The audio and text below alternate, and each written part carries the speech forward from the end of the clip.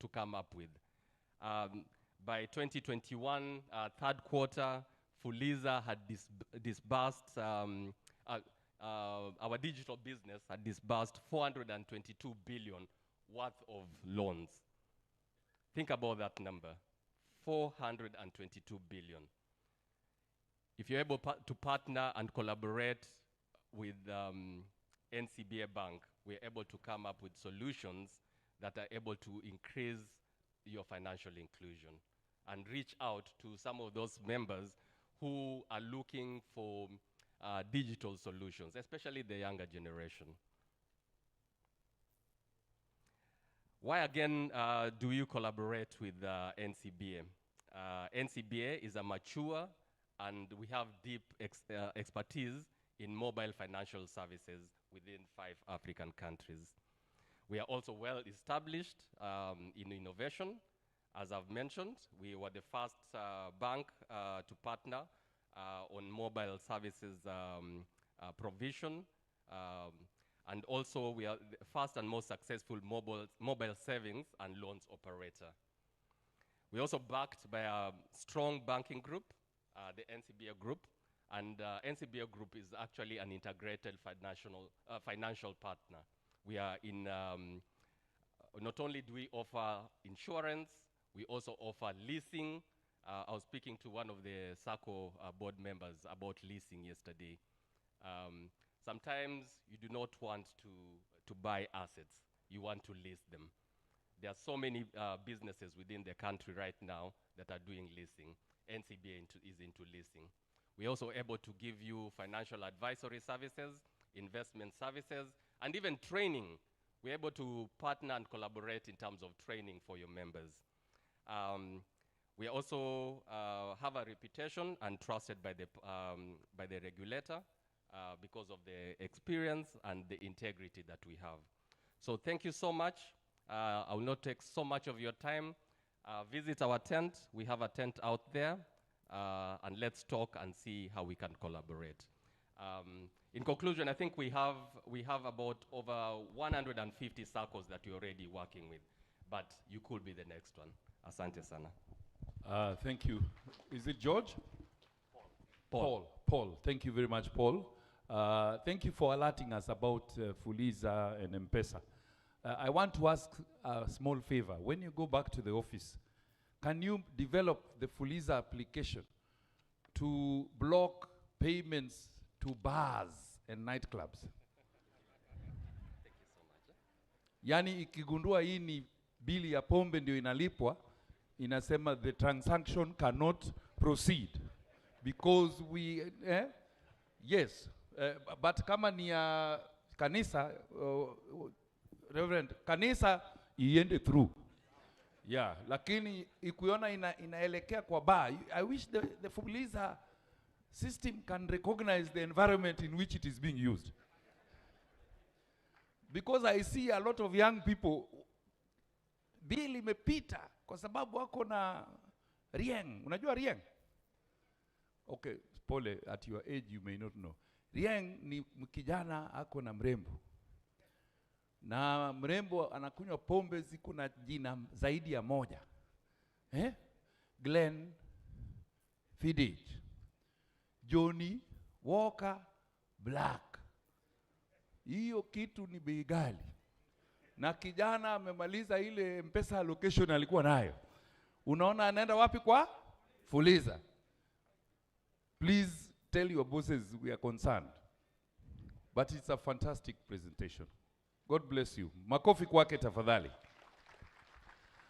I'm very excited about the next speaker. In fact, I'm even afraid that if I continue talking, I will miss out on the content. So very quickly, may I ask Patricia to come and introduce our next speaker. Patricia is the lady who dressed well yesterday. Today she has dressed even better. Kwa sababu ya Reverend. Makofi kwa mbinguni. Karibu sana mzee. Welcome, Patricia. Asante sana. Thank you, leaders. Even thank you for the clap. We are representing you. Our next speaker is on high performance, collaboration, on leadership and teamwork in SACCOs. He is a holder of a PhD in organizational leadership from the Regent University, USA. He has a Master's of Arts in Leadership from the Pan-African Christian University. He is also an architect by profession, which means he can do other things for you as well, from the University of Nairobi. He has over 24 years of experience as a presiding bishop of CITAM, that is Christ is the Answer Ministries, which is represented across the country. Leaders, join me in welcoming Emeritus Bishop David Oginde. Welcome, Bishop.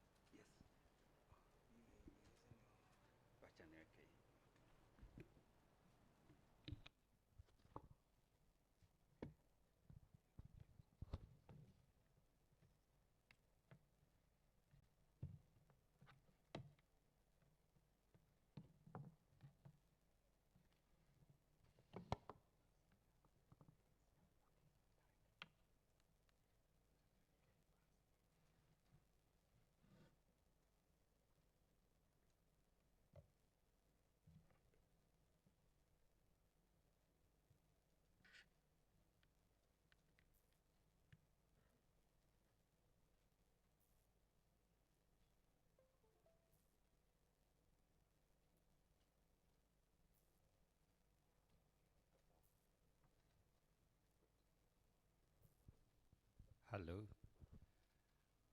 I greet you all. Good morning. What an honor and privilege to speak to this great group of, I hear, is it collaborators? In some places, collaborators is not a very good word. But here it is a good word. I want to thank the team for inviting me to come and speak to us today on teamwork.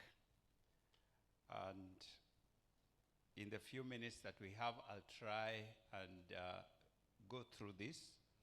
I don't think there may be much that you do not know about teamwork, but it's a reminder. But we want to focus particularly on the role of the leader in building teamwork within an organization. That's what I was asked to do. I think.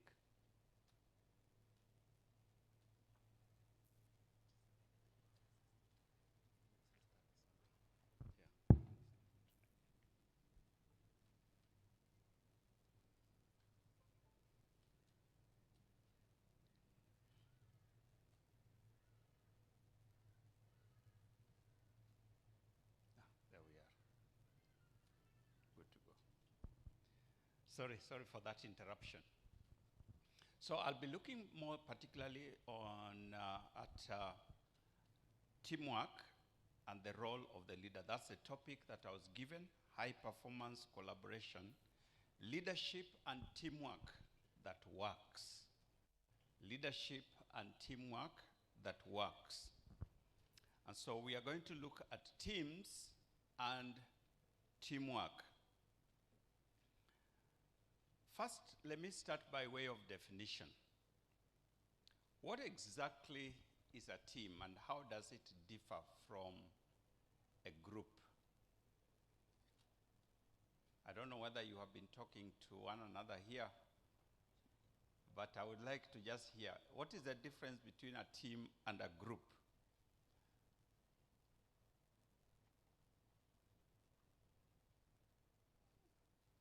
I think it's too simple a question that many people don't want to participate. Yes, I see a hand over there.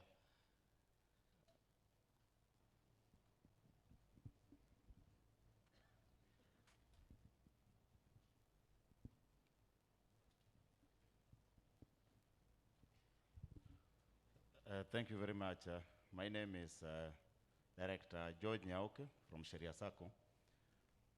The question is not simple. It only that it takes the direction of pure management. Yes, so the major difference between a team and a group is that one, team has a definite goal which shows a specific direction. But a group may not have such. You can just be in a group of people waiting for a matatu to take you to different destinations at a stage. Thank you. That's one of the clear difference. But there are many. Excellent, excellent. Thank you very much. A team has a clear direction, according to our friend there. A group could just be gathered and they have nothing in common. But they are a group of people. So you can say, as I was driving by, I saw a group of people on the side of the road. But interestingly, you can have a group of people even within an organization who are called teams, but actually they are just a group. In a short while, I'll come back to that. Several people have tried to define teams and teamwork. Leslie Benderly says a team is a highly effective, and I've highlighted some words in those definitions that would help us to begin to identify what teamwork is all about. Effective, cohesive group of individuals who work together with commitment to reach a common goal. So I've highlighted cohesive and commitment. So when a group comes together and they are cohesive, they are working together with certain level of commitment, they could qualify to be called a team. John Maxwell, who I'm sure many of us have read his books or listened to his teachings, says teamwork is a fuel that allows common people to accomplish uncommon results. In other words, when ordinary people come together and they work, like Leslie had said, with serious commitment and a common direction, they can accomplish much more than each of them can actually accomplish. This makes teamwork very critical for any organization. Pat Macmillan says a team is a group of people committed to a common purpose who choose to cooperate in order to achieve exceptional goals. Common purpose, choice, cooperation, exceptional goals. So what Pat is saying there is that in any collaborative venture, the partners must have a common purpose. And that's the first thing that drives effective teamwork, that you have a common purpose. When you are given, you are put together in a group or a team to work on a particular project, the first thing you should ask is what? The terms of reference. What are we supposed to do? What is the ultimate outcome that is expected of us? And that will then help you to begin to collaborate together and work together towards achieving that common purpose. It comes also with a deliberate choice, and this is very important. Because when people are in a group or a team, and they are there grudgingly, by force, not happy with being put in that team, they are unlikely to make a contribution. You can force people to come together, but you cannot force them to work together. And that's where leadership comes in. So that people must make a decision, a deliberate choice that I am going to collaborate.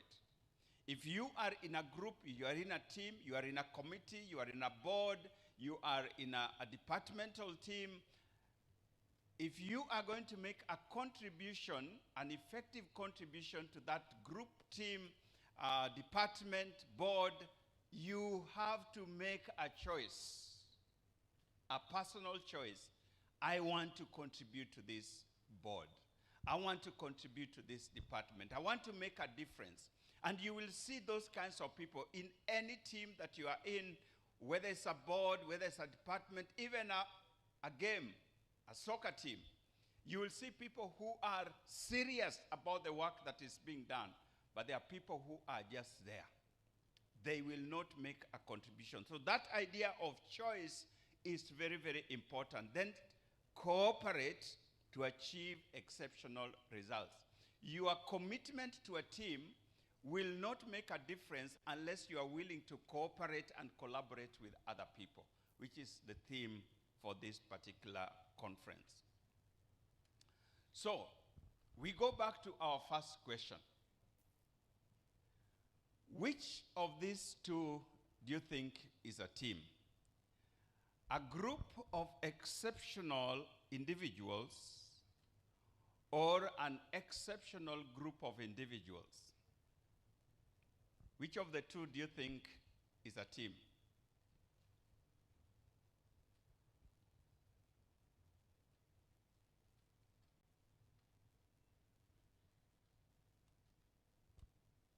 Yes, yes, I see a hand right there in the middle. A group of exceptional individual or an exceptional group of individuals? The second one. Okay. My brother, there anybody of a different opinion? As many are as of that opinion, say aye. as many are of the contrary opinion, say nay. Nay, I hear a few nays. Let me hear the one who says nay. Please put up your hand. There, here.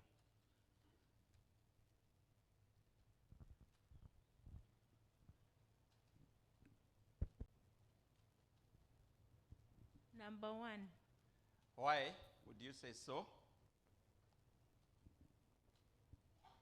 Exceptional individuals is different from an exceptional group. Exceptional individuals, it means they are determined to do something, but the exceptional group can be not fully determined. Okay. All right. I am a bit unfair to you because I didn't ask the other person why they thought it was number two. Please tell us why you think it's number two.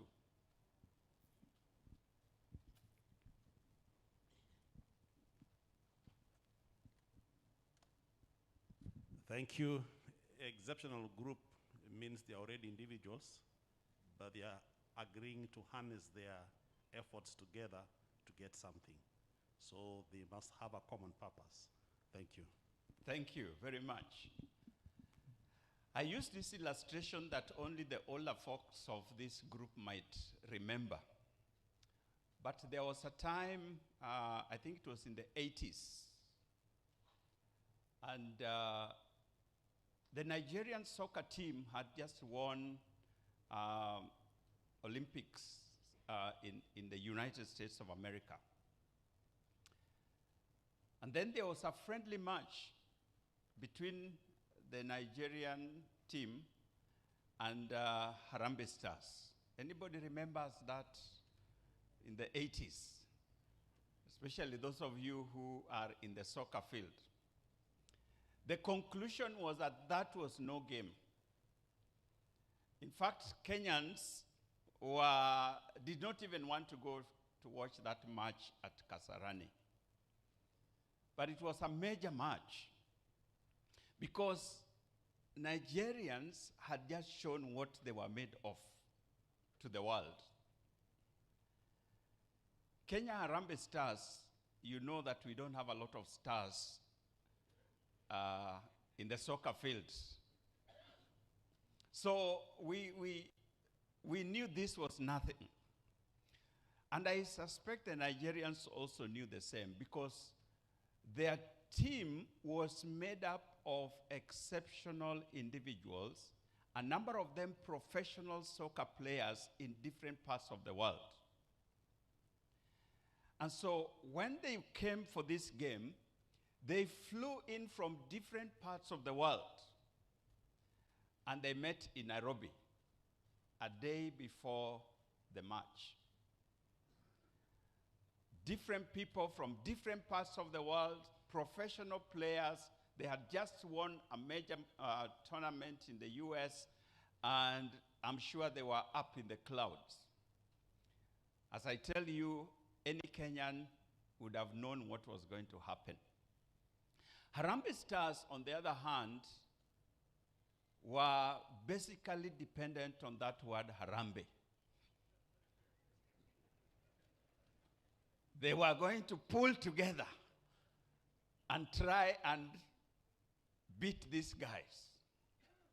And knowing that they were the underdogs, I think gave them some impetus and gave them some adrenaline. And they worked very hard. The truth is that they beat Nigeria. And Kenya was ablaze. I mean, that time we were like, it doesn't matter where you came from, we have won. Anybody who was there in those days and remember that match, I can remember only youngsters are around. You remember? I was so excited. I mean, I was so excited for Kenya to beat Nigeria, who had just conquered the world. It was quite something. What was the difference? What was the cause? The Nigerians were number one. They were a group of exceptional individuals, professionals flying in from different parts of the world. They had no time to prepare themselves for the tournament that they were going to have the following day. I guess because they knew, why do you need even to bother?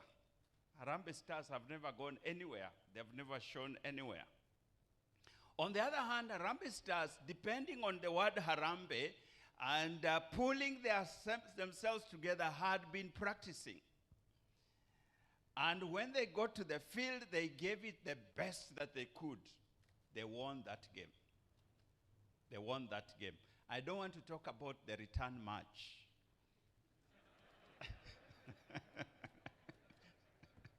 Your guess is as good as mine. Because the return match was in Nigeria. Anybody remembers how many? What the score was? 6-0. Because these exceptional individuals now went to number 2. And they became an exceptional group now, times 2. An exceptional group of exceptional individuals. They beat Harambee Stars 6-0. That's what teamwork can do. You can bring together exceptional professionals in each one of them in their own field. But unless and until they are willing to collaborate, they are, number one, they are a group of exceptional individuals. They will not deliver, at least not the optimal. So even if you have a great group of individuals, exceptional professionals, skilled individuals, people who are very good at their thing, the job of the leader is to put them together, to gel together, and if you are able to, make these people into an exceptional group of exceptional individuals, you are a winner. You are a winner. And so teamwork requires this gelling together, requires this coming together in a way that then makes ordinary people to do extraordinary things. For those of you who may be Bible readers, King Solomon, who was the wisest man that ever lived, said this, and it's very interesting. He said that one man can put to flight 1,000 people. One man, he was talking about soldiers. One soldier can put to flight 1,000 people. Then he said, but two will put to flight how many? 10,000. It is not a multiplication. It is exponential. So that when you have one exceptional individual who can put to flight 1,000 people, if you have two of those people and they work collaboratively, they get 10,000 people. They put to flight. Let me use the illustration of the last presenter before me. He talked about two banks that had been around for quite a while. He didn't tell us what their assets base were before they merged. But they have told us what happened when these two banks came together. Exceptional growth, exponential growth. So when we are talking about collaboration, we are not talking about addition. It is not two people, 1 + 1 coming to 2, or 2 + 2 coming to 4. We are talking about two groups coming together, two people coming together, and they are getting exponential results. That's the power of teamwork. And I've seen it many times in groups that I have worked with. What is the role of a team leader? A team leader must be a person who is visionary, a big thinker, with plans to carry out the mission that they have. For a team to achieve exponential results, the leader must be a person who sees exponential results and is able, therefore, to drive people, to get people, to encourage people towards that vision. A team leader must be an effective communicator, because unless the terms of reference are clearly laid out and the issues that we are going to deal with are also clearly laid out, even a good team will not achieve the results that are required. A team leader must be a risk taker who creates a working environment that frees people from harsh criticism when mistakes are made. In teamwork, mistakes are assets. I talk about mistakes. Mistakes are assets. Because innovation comes through mistakes. We are told that the person who invented the light bulb had tried 999 times before he finally succeeded. And people would ask him, "My friend, this thing is not going to work." And he would say, "Now I know 786 times of how not to do it. So I'll try again." So in building teamwork requires that we allow people to take risks and innovate and move forward. That is a whole subject by itself. A team leader must be sensitive to all kinds of factors that would discourage the team. A team leader should be wise in the use of power and not abuse it. Because when you want to empower your people, you don't want to use their power to bring them down. I'll talk about that in a short while again. A team leader should be skilled in decision making. Decision making, I say, is the first and foremost responsibility of a leader. The first and foremost responsibility of a leader is decision making. Making decisions on behalf of the team. That is your role. In fact, the higher you go in the hierarchical ladder of any organization, the less work, actual work, is required of you. Do you agree with me? Because your work now becomes decision making. So if you are at the top of the organization, in a large organization, your time should be spent dreaming, thinking, and making decisions. A team leader is able to handle and create change. And a team leader should be possessed of high ethics.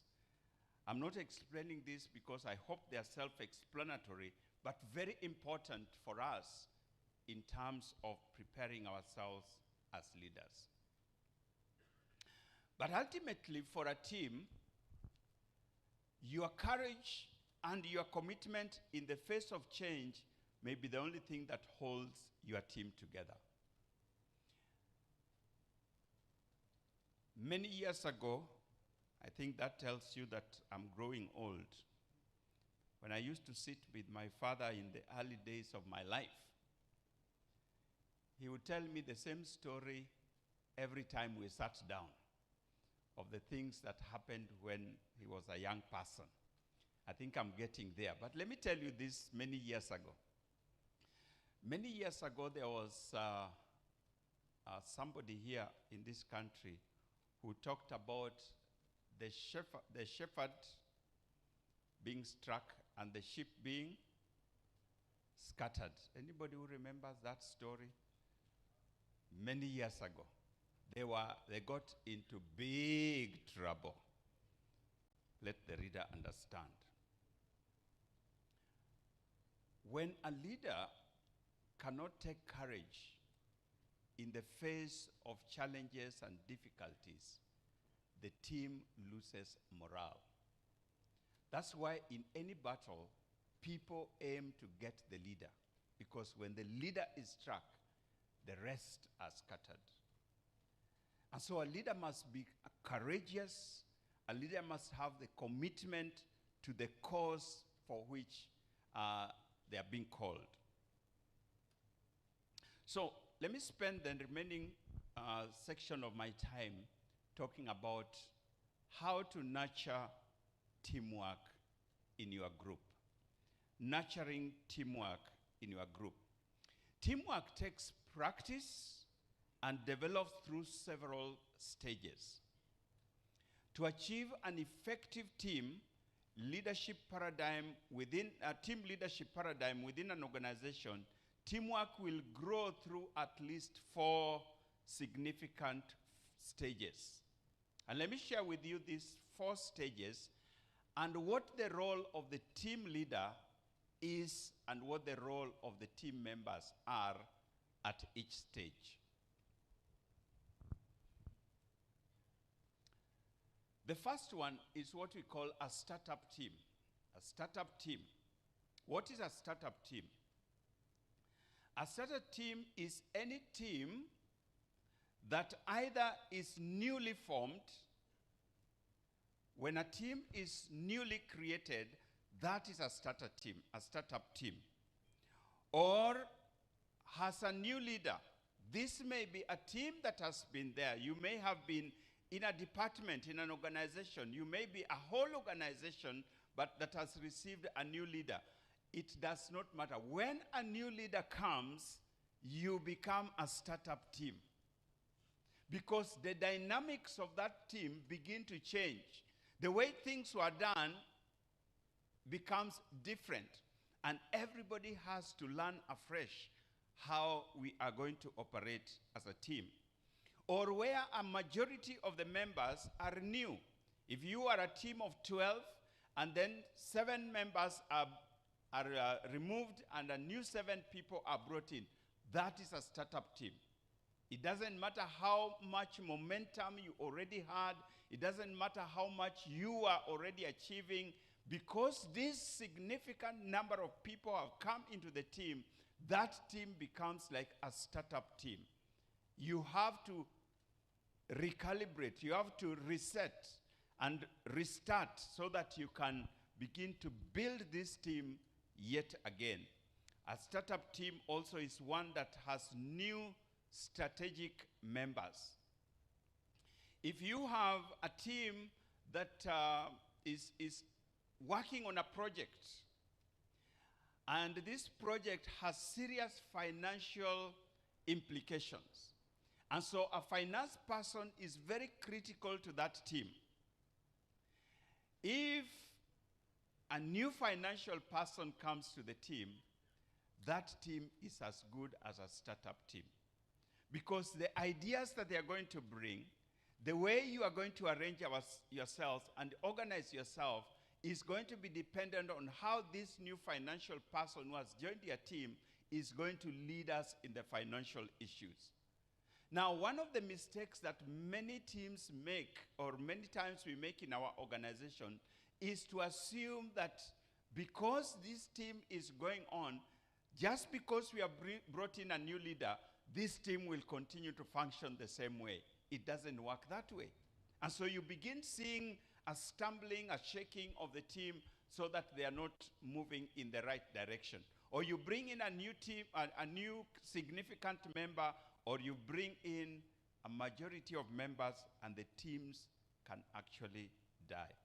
So, what is the role of a leader in a startup team? That is what a startup team would look like. The leader sits at the center, not necessarily sitting, but is positioned at the center of the team. At this stage of the team, the leader provides all the direction that is required.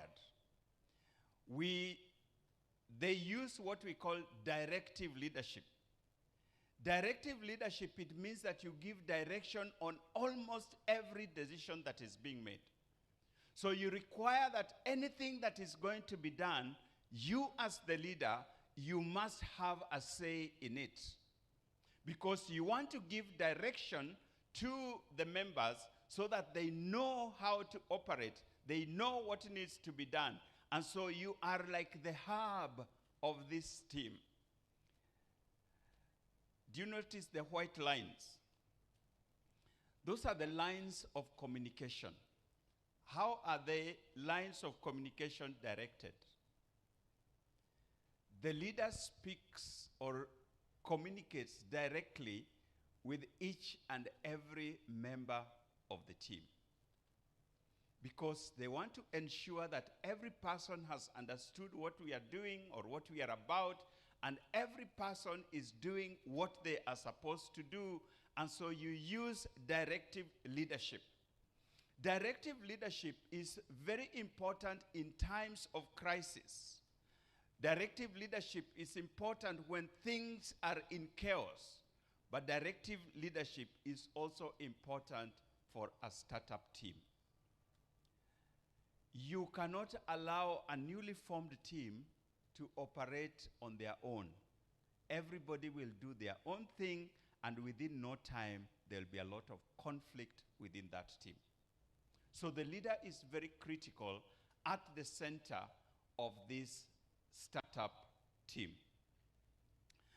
So the startup team, therefore, the leader helps shape the team vision, clarifying the common purpose. Why are we here? What are we called upon to do? The leader maintains leadership balance, ensures that there's proper guidance versus allowing people to also bring their own insights.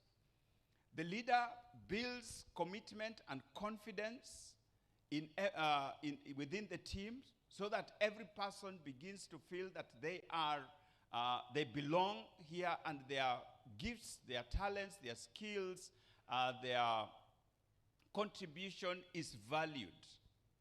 It is very, very important. The leader has this